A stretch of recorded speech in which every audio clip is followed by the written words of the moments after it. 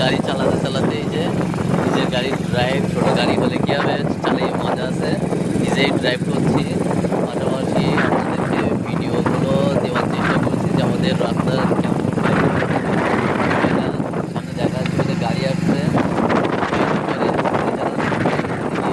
তারপরে কি